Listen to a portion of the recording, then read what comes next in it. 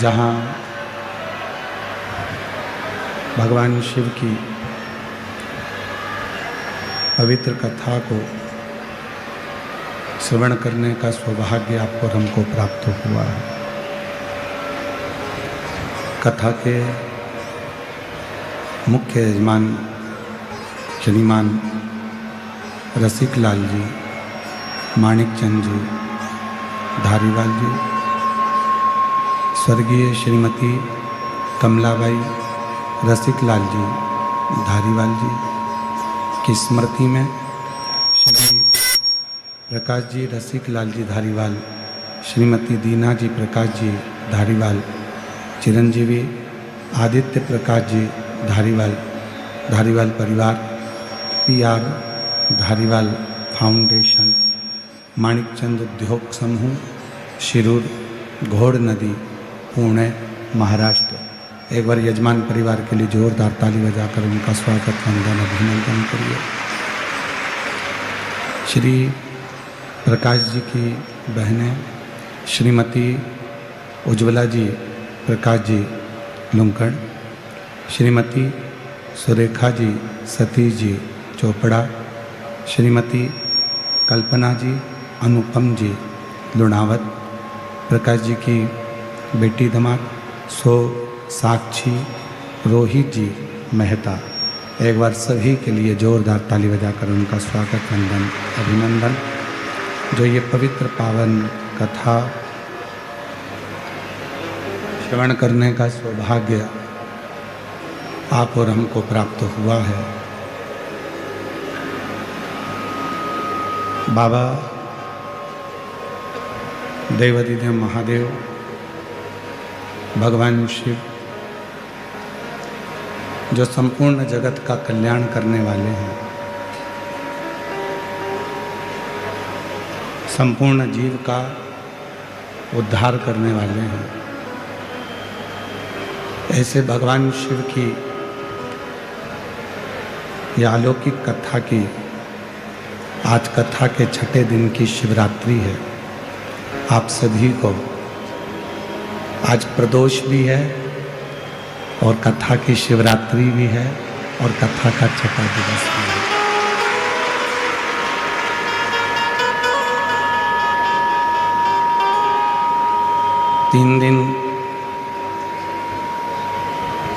तीन सहयोग,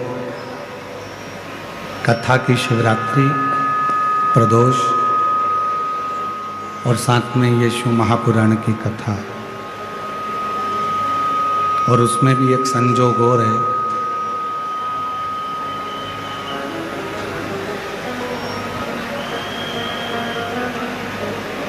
जिनकी स्मृति में ये पवित्र कथा का लाभ आप और हम ले रहे हैं, और जिन्होंने पूरी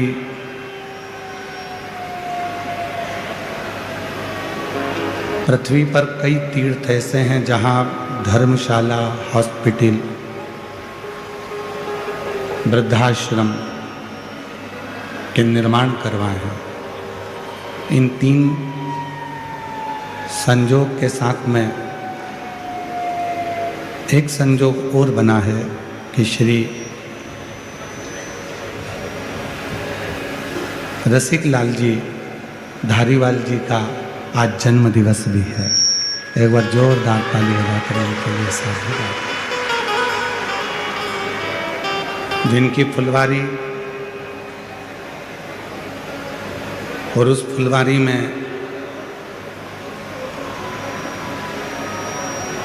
ये पवित्र पावन शिव महापुराण की कथा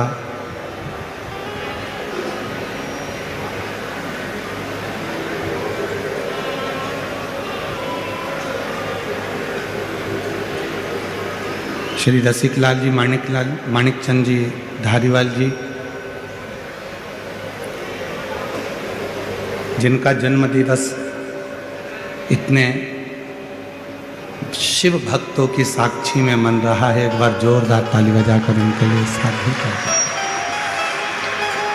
भले वो आज अपने बीच में नहीं हो, पर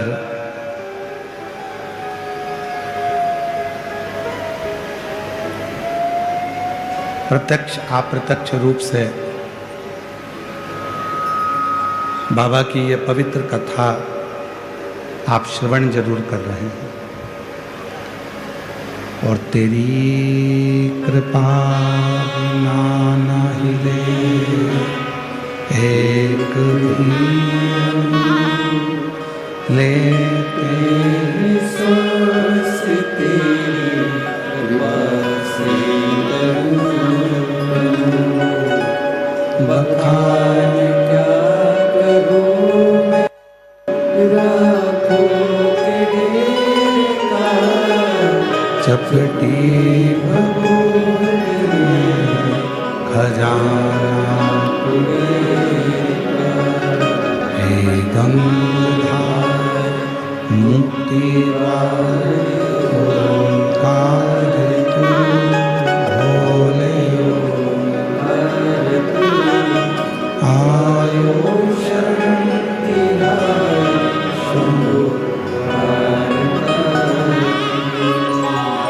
ये शिव की उदारता, भगवान शंकर की करुणा, उनकी दया, उनकी कृपा, जो ये पवित्र पावन कथा आप और हम श्रवण करने के लिए यहाँ पर विराजमान है।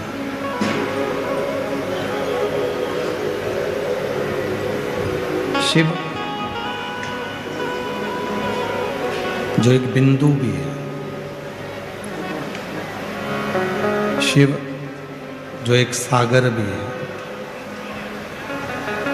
शिव जो एक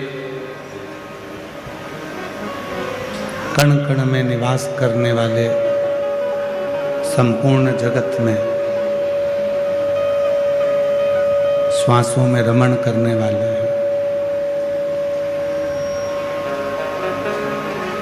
ऐसे भगवान शंकर की जो कथा आप और हम श्रवण करने के लिए बैठे हैं, ये कोई साधारण सी कथा नहीं।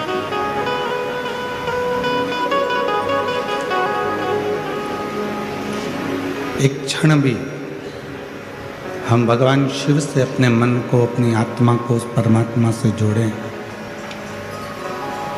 तो जीवन का सर्वाधिक सुख आपको और हमको प्राप्त हो सकता है।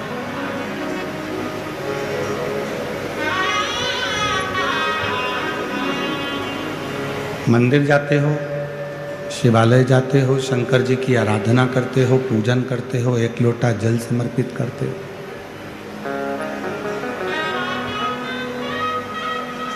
हो सकता है शिवालय जाने पर, शंकर जी के मंदिर जाने पर दुनिया आपको देखे,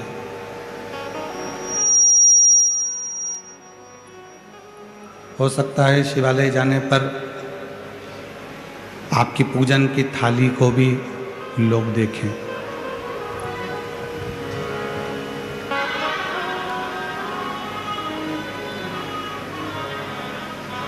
हो सकता है पूजन करने जाने पर या शंकर के मंदिर जाने पर तुम्हारा जल चढ़ाने का जो लोटा है, पात्र है, उस पात्र को, उस जल चढ़ाने के लोटे को भी हो सकता है कोई देखे।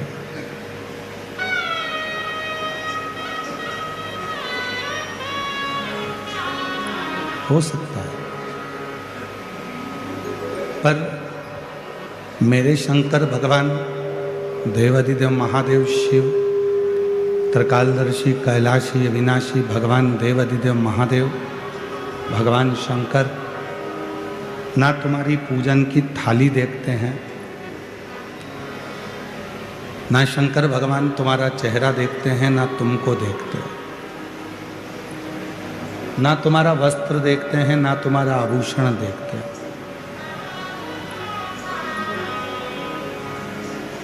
मेरे भोले बाबा तो केवल तू जो निर्मल मन लेकर, सच्चा हृदय लेकर शिव के पास पहुंची है, शंकर के पास पहुंचे हो, भगवान भोलेनाथ केवल तुम्हारा निर्मल मन। आपका भाव कितना शुद्ध है, आपका मन कितना शुद्ध है, आप कितनी हृदय से विश्वास के साथ शिव जी की साधना कर रहे हो, भगवान शंकर की आराधना कर रहे हो, ये शिव देखिए। भगवान ये देखने के लिए नहीं बैठा है कि तुमने वस्त्र कौन सा पहना। और हमने पहले भी कथा में कहा, आज फिर कहते हैं, भगवान शंकर को पाने के लिए कपड़ा बदलने की जरूरत नहीं पड़ती, भगवान शंकर को पाने के लिए कलेजा बदलने की जरूरत पड़ती है, भगवान शिव प्राप्त हो।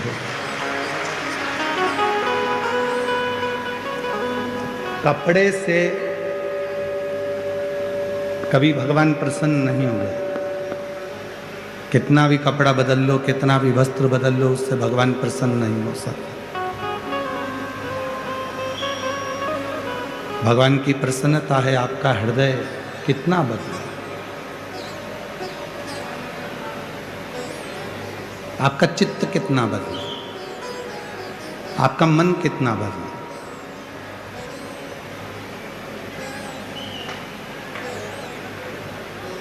शीतल शीतल जल हम शिव जी को समर्पित करते हैं। शीतल शीतल जल हम भगवान शंकर को चढ़ाते हैं। क्यों चढ़ाते हैं? वो शीतल जल हमें प्रेरणा देता है कि केवल मेरे शिवलिंग पर शीतल जल ना चढ़ाओ, अपने भीतर भी जो आत्मलिंग विराजमान है उस आत्मलिंग को भी शीतल रखो। जितना आप आत्मलिंग को शीतल रखोगे उतना उतना आप अपनी जिंदगी में शिव तत्व को प्राप्त कर सको। हम अपनी आत्मा को, अपने चित्त को, अपने मन को शीतल नहीं रख पाते।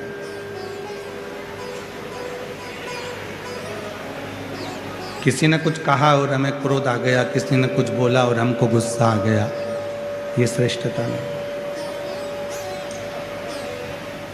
समय का परिवर्तन इतना भारी हो जाता है कि कभी कभी जो हमारा हृदय का टुकड़ा होता है, हमारे दिल की जान होता है, उसके शब्द भी हमें बुरे लगने लगते हैं कभी कभी।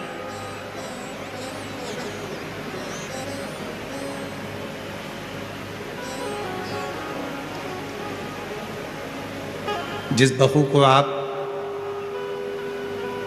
देखकर, समझकर, बातचीत कर कर लेकर आए हो, कभी कभी वही बहू अगर कुछ शब्द कह देती है तो हमको बुरा लग जाता है।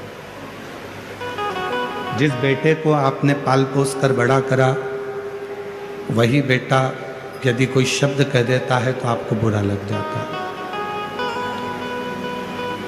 पति आपको कोई शब्द कह देता है तो बुरा लग जाता है, पत्नी कोई शब्द कह देती है तो बुरा लग जाता है। घर के बुजुर्ग यदि कोई शब्द कह देते हैं तो बुरा लग जाता है। क्यों लगने लगा? पहले तो किसी के शब्द आपको बुरे नहीं लगते थे। पहले ना बेटे के शब्द बुरे लगते थे, ना बहू के शब्द बुरे लगते थे, ना माता के शब्द बुरे लगते थे, ना पिता के शब्द बुरे लगते थे, ना दादा के शब्द बुरे लगते थे, ना दादी के शब्द बुरे लगते थे, ना भाई के शब्द बुरे लगते थे, ना बहन के शब्द बुरे लगते थे। फिर ऐसी सोच हमारी कैसे बन गई?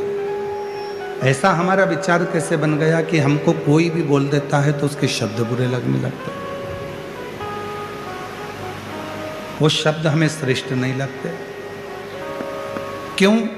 क्योंकि हमने हमारे विवेक में, हमारी बुद्धि में, हमारे चित्त में अहमता को धारण कर लिया, अहंकार को धारण कर लिया। मैं जो बोलूंगी वो होगा,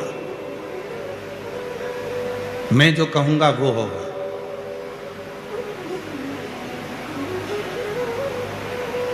और हमने पहले भी कथा में कहा, दादाजी कहते हैं कि मैं किसी की नहीं सुनूंगा, दादी कहती है मैं किसी की नहीं सुनूंगी, सास कहती है मैं किसी की नहीं सुनूंगी, पति कहता है मैं नहीं सुनूंगा किसी के, पत्नी कहती है मैं किसी की नहीं सुनूंगी, बहू कहती है मैं किसी की नहीं सुनूंगी, बेटा कहता है मैं किसी की नहीं सुनूंगा। तो सुनेगा कौन? सीओर वाला महाराज। जब तुम नहीं सुन रहे हो, एक दूसरे की बात को मानने को तैयार नहीं हो, एक दूसरे को समझने को तैयार नहीं हो, तो समझेगा कौन? कौन सुनेगा?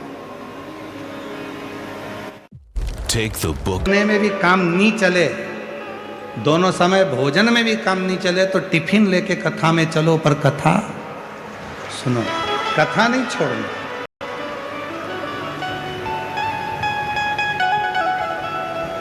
जैसे वो होता है ना तंबाकू वाला व्यक्ति, जिसको तंबाकू खाने की आदत रहती है, वो धीरे धीरे बस इंतजार करता है महाराज जी कब भजन गाएं, फिर बैठे बैठे उसको मल लेता। मलने के बाद में फिर वो इंतजार करता है महाराज जी भजन गाएंगे, तो महाराज जी ने जैसे ही भजन गाया तो उसने लगाई फटकी। अब वो इंतजार कर रहा है, जैसे ही महाराज जी बोले हर हर, और जैसे ही बोला हार हार, गया साइड में। अब वो इंतजार करता है बस भजन का, भजन आए और अपन खाए। तो शिव महापुराण की कथा कर रही है, मेरे भगवान देवाधिदेव महादेव का चरित्र कह रहा है। अब हम आपसे कह दें कि भूखे रहना, कथा सुनना, अब भूखे रहकर तुम कथा सुन लो, तुम्हारा बीपी शुगर ऊंचा नीचा हो गया, तुम हॉस्पिटल में पड़े, महाराज जी कथा के किसको सुनाए? इससे अच्छा है तुम्हारा जैसा मन करे, दिल करे, फुल आनंद के साथ, फुल एंजॉय के साथ भगवान की अविरल भक्ति धारण करो। मेरा शिव तुम्हारे ऊपर करुणा करना प्रारंभ कर देगा, कृपा करना प्रारंभ। दिखावा कर कर भगवान को कभी नहीं पाया जा सकता। शिव को दिखावे से कभी प्राप्त नहीं कर सकते।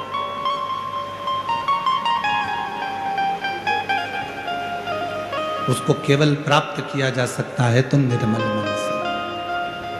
आप कैसे हो, क्या दे रहे हो, कितना दे रहे हो, वो भी शिव नहीं देते।